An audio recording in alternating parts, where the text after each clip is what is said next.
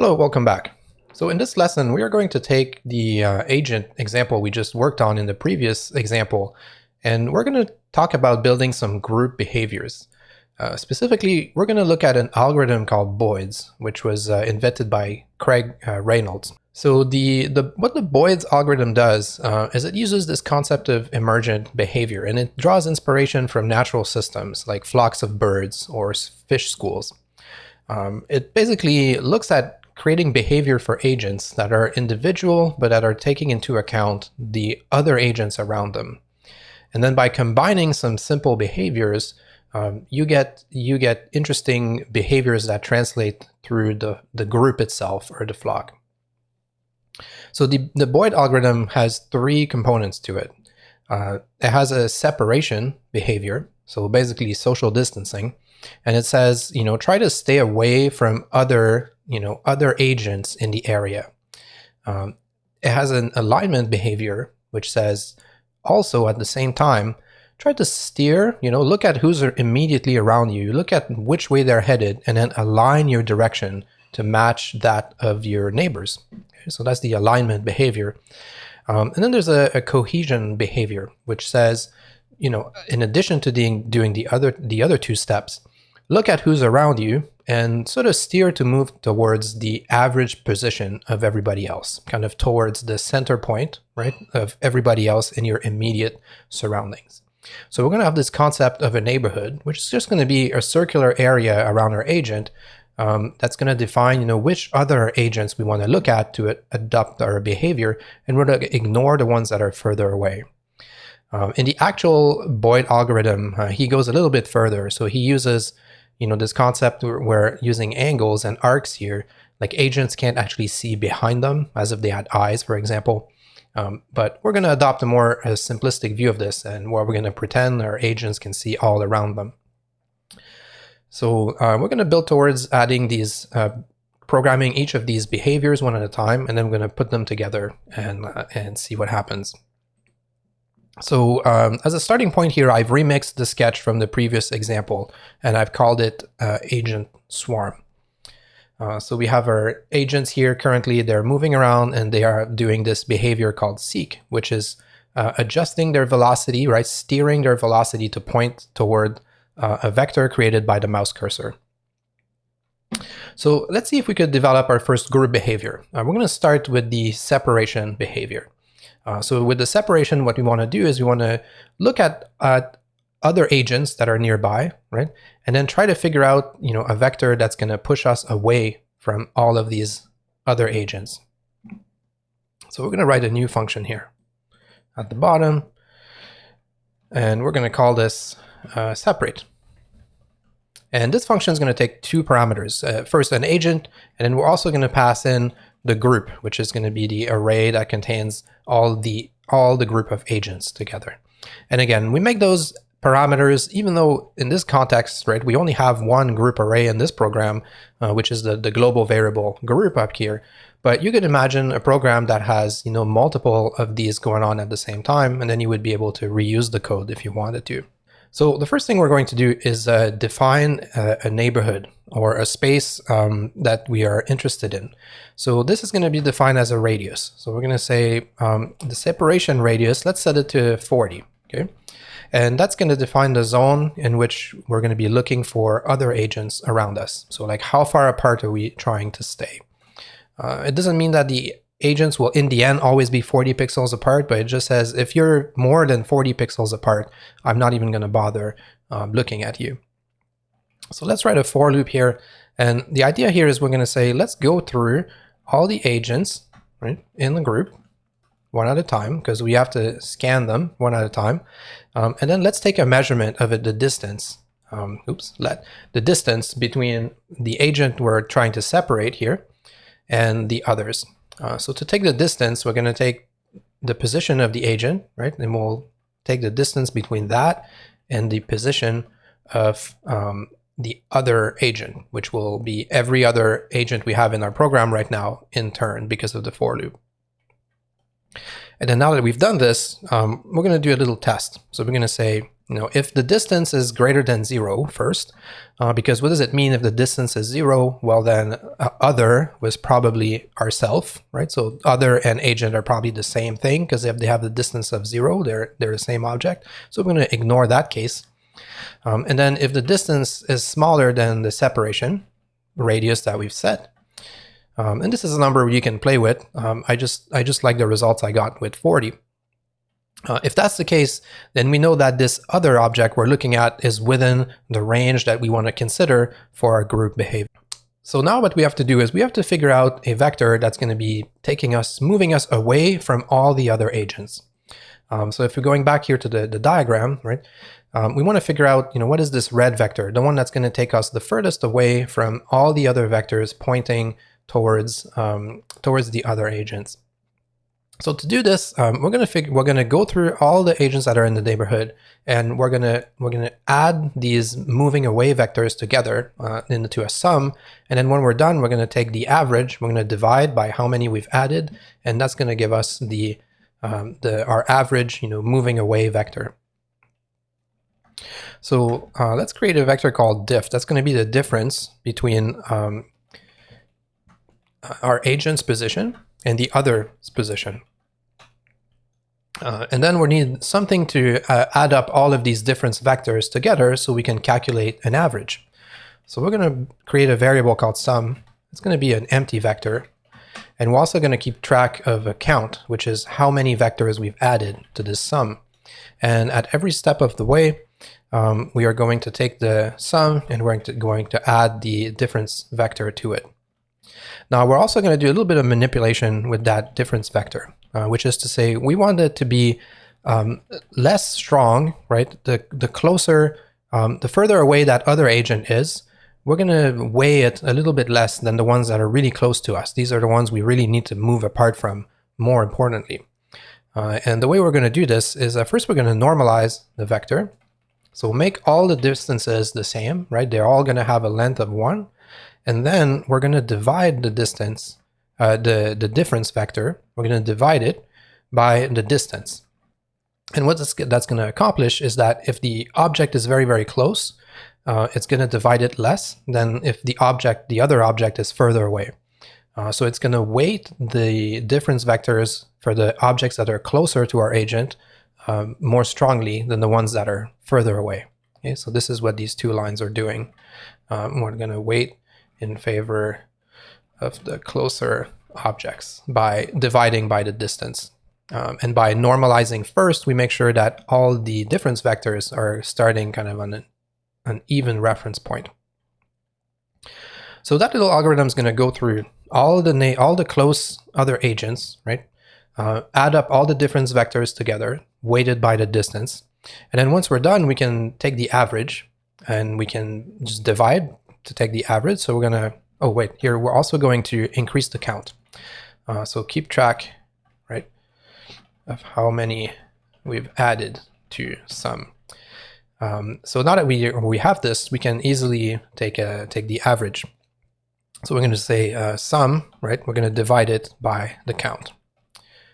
So if you want to take the average of something, right, you add everything together and then you divide by the number of things you had. The same is true with vectors. And then now that we have this difference vector, we are going to now these we've normalized, so they're pretty small. So we're going to set its magnitude to be our agent's maximum speed. So if it's too small, the agents are not going to move enough. So we're going to set the magnitude to be the maximum speed. And then we're going to apply our steering idea here to the to sort of rotate our agent's velocity in the right direction, as opposed to going there directly. So here we want to steer towards the averaged sum. Now this is what we were doing here in the seek behavior, right? Instead of going directly into the target direction, which here is our average sum, the steering idea, that is also an idea that comes from Craig Reynolds, says instead take the difference between the velocities, right? And then we can limit that difference using some kind of maximum force factor, and then apply that force as a steering force. Instead of going directly towards it, we're just turning in the direction a little bit, and that creates for more interesting behaviors. So we're already doing that here, and we know we're going to want to steer over there. So this is a good candidate here for saying, why don't we take this idea of steering and we're going to put it into a function so that we can reuse this down the road for other behaviors as well. So let's make a new function here called steer. So whenever we want to steer an agent, right, in some kind of target direction, we're going to use our steer function, which is basically these 3 lines. Right? It says calculate the steer vector, limit it by the agent's maximum force, and then apply that force to the agent. So now in our seek function, we can write steer agent target direction, and we have the same code as we had before. And then in our separate function, we can write steer agent towards the average sum vector we calculated. Now we have to be a little careful here. The count here is possible the count will be 0. If our agent is by itself, nobody is close by, no agent will meet that criteria. Therefore, the count could very well be 0. It means nobody's around. And obviously a division by 0 is always a bad idea. So we're going to add a little check here to make sure that doesn't happen. We'll say as long as the count is greater than 0, then we are going to divide average, right, and steer in that direction. So let's test out this behavior here. All right. So let me comment out the seek behavior. We're going to just give our separate behavior a test drive. So we're going to separate the agent from the group. Okay, so a small glitch here. So here, this should have been p5vector.sub. I forgot to put in the sub function. So that would help here to actually subtract these two. So as we can see here, let me reload. So now our separate behavior, as agents get closer to each other, right now they're following the social distancing rules and trying to stay, move away from others by following that separation behavior. Now, one thing that's happening is we're quickly losing all of our agents because they move outside of the screen boundaries. So for this example, we're going to build a function that's going to essentially recycle the objects by bringing them back if they leave the screen. In previous demos, we've done things like give them a lifespan so we can create more, or delete them and add more if they leave the window. In this case, we're going to do something a little bit simpler. We're going to create a behavior. I'm going to call it wrap. And basically the idea is that when an agent leaves the screen in one direction, we're going to teleport it back to the other side. So very simple. And we're going to do this with a few if statements. So we'll say if the agent's position.x is smaller than, let's call it -50. So it waits a little bit to leave the screen before it comes back. Then we are going to make that agent's position.x equal to width plus 50. And we're going to replicate this for the y-axis. Actually, let's make that zone 100 so they can go outside the screen a little bit more. It's going to be height here, and this is the y-coordinate. And then we'll do the same for the other side. So we'll say if you ever go too far to the right or to the bottom, then your position is going to be equal to -100 on the x and -100 on the y. And then we're going to actually apply that behavior to our agent. And actually, it might be a good idea to move before we render. And then we're also going to wrap the agent, keep the agent, teleport the agent back to the other side. So now we're always going to have the same number of agents, but when one of them leaves, it should essentially come back the other side. Cool. All right, so let's add a few more agents here to see how this is working. We're going to bump this up to 100. All right, so now we can see the behavior a little bit better. So this is our first group behavior. It's a separation behavior. The agents are trying to stay away from each other. And notice we can also bring in our seek behavior back. Because we've built this in a modular way, now we can have both of these behaviors working together, even though they might have some conflicting directions. The seek behavior is telling everyone, go towards the mouse, and the separation behavior is telling everyone, stay away from one another. So what we get is the combination of the two behaviors together. This is the overall behavior of our agents. And we can mix and match these little pieces of behavior to create some interesting movement and some interesting results. The other thing we can also think about is we could weigh these behaviors differently. For example, we might want to decide that the separation behavior is more important than the seek behavior, right? You really got to stay away 2 meters apart, or you got to stay away from each other. So we could decide that we want to weigh these behaviors differently. So the way we could do this is we could start by modifying our apply force function, right? So whenever we apply a force to an agent, we're going to also provide a parameter called strain. And by default, it's going to be 1. And the idea here is that before we apply a force, we're going to multiply that force by strain. Okay? So if strain is less than 1, then we can shrink that force a little bit. And if we make it bigger than 1, we can extend it. Now, one thing to point out here, these parameters, whenever I set a function parameter equal to something, it doesn't mean that it's always going to be equal to 1. It just means that it's a default value. So if another value is provided as a parameter, then that value will be used. And if no parameter is provided, right, if we call apply force with just 2 values, then the default will apply to strain. So we're going to assume 1 unless we're being told otherwise. So let's move that strain parameter here back up the chain so we can access it from our seek and our separate behavior. So what we want to do is we want to, where do we use apply force, right? We'll use it inside steer. So we're going to also give our steering behavior a strain, and we're going to pass that value down to apply force. Then we're going to give our separate behavior a strain, and we're going to pass that value down to steer. Right? So that's going to go from separate to steer to apply force. So if we provide, and I should try not to make typos, if we provide a number for the separation strain, that number will make its way all the way down to apply force through a chain of parameters. And we'll do the same thing here with seek.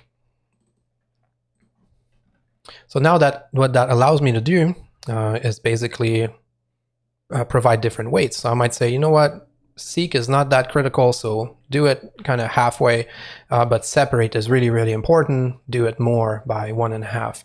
And now I can alter the overall behavior. Right now, notice that separate is more important. So the objects are staying away from each other more, but they're still seeking the mouse. But that's kind of now a secondary goal because this is 3 times less important than the separation.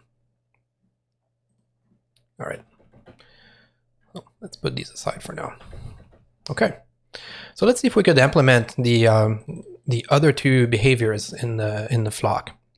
So we started with separation. The next one is alignment. It says steer towards the average direction or heading of your local flock mates. So let's see if we could translate that into code. And of course, the answer to that question is yes, we can. So we're going to call this behavior align, where we're trying to align with the neighbors. And the parameters are going to be an agent, its group, and we're going to put in a strain right away here because we want to be able to tweak these down the road. So for the alignment, we're going to define a neighborhood of 50. So we're going to look a little bit further afield than with the separation. But again, those are just to taste, right? We can tweak these numbers later on to see what happens. And that we're going to use that neighborhood in the same way that we did over here, right? In the separate behavior. So I'm going to copy this. We're going to say, go through all the other agents, right? Take the distance between me and the others. And then if that distance is smaller than the neighborhood, right? So if you're within a 50 pixel radius, then I'm going to consider that agent for the alignment behavior. And just like we did with the separation behavior, we're going to build a sum and average. The only difference is the thing that we're going to be averaging is going to be different. So I'm going to copy and paste those two into my align behavior. So what we want to do for this one is we want to look at the direction or the heading of all the other vectors. So in that case, we're going to add together all of the other vectors' velocities, right? So velocity is, we can think of it as the heading because this is which way the other object is going. And then we're going to increase our count.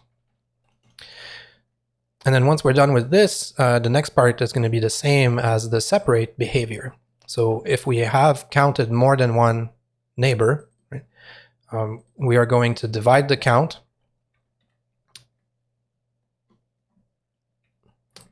We're going to divide the count. Here I'm not going to increase the magnitude because we did not normalize, so I'm going to get rid of that. And then we're going to steer towards the averaged sum, which in this case is going to be steering, changing our velocity to align with the other neighbors. So let's try this one out and see what it looks like. So now we're going to have separate, and then we're going to have align agent with the group. Now what we should see happening is as the agents get close to each other, we can see that they're turning, right? And they're starting to sort of copy their neighbor's direction. They're also at the same time, they're staying apart from each other because of the separate behavior that we had going on there. So as they come close to others, right, you can see they're kind of copying their neighbors a little bit and aligning themselves. And as a result, the group behavior, there's kind of this order that emerges from those behaviors that was not explicitly programmed in that separation and alignment concept. So it's the combination of the two together that gives us this this effect that kind of starts to look very natural and almost like we're programming these wild animals. So let's add the last behavior in Craig Reynolds' Boids, which is this idea of cohesion. And that is that last one here over there. It says cohesion, you're going to steer to move towards the average position of your local flockmates. So cohesion is going to be very similar to align. The only difference is what we are going to be, what we're going to be adding is going to be positions instead of velocities. So what I'm going to do is I'm going to copy this function to save myself some typing here. And the only thing we are going to change is, of course, the function name. So we're going to call this one cohesion. And we are going to change here in the for loop. If we find that another agent is close enough, instead of adding their velocities to the sum, we're going to add their positions. Excuse me. And then the sum over here, we're going to divide by the count again, and then we're going to steer towards that average position. So let's add the behavior here. So I'm going to say cohesion group.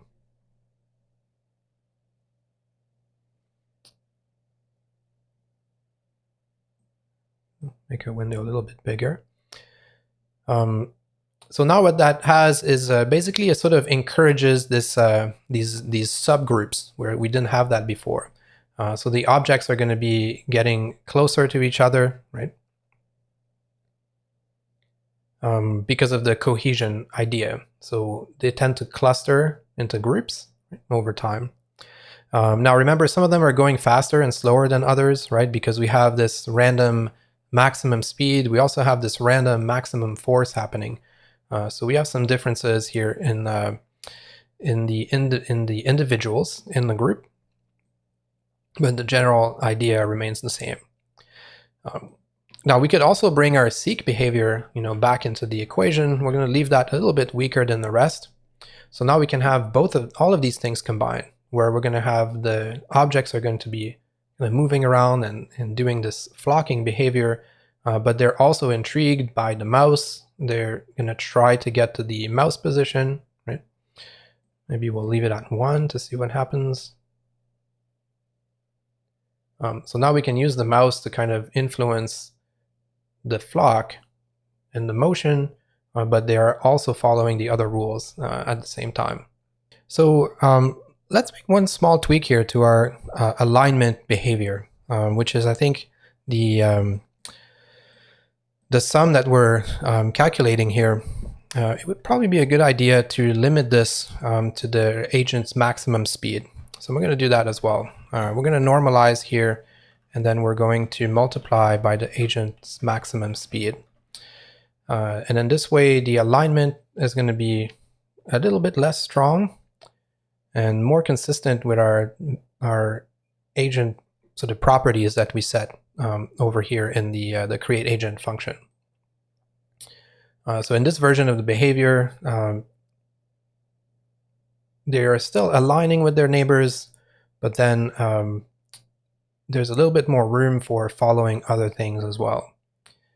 So they're still being interested in the mouse and then trying to separate from others and trying to have this cohesion. So that's where they get to cluster. And they also try to align with each other. And all these behaviors combined give us this particular effect. And then, of course, we could play with the different weights here. You know, we could say, let's make separation more important, so they really stay away from each other. Let's make the mouse less important, perhaps. Or maybe we make the mouse, you know, more important, just to see what happens. Now we get much more of a clustering around the mouse, but then they still get to move on and so forth.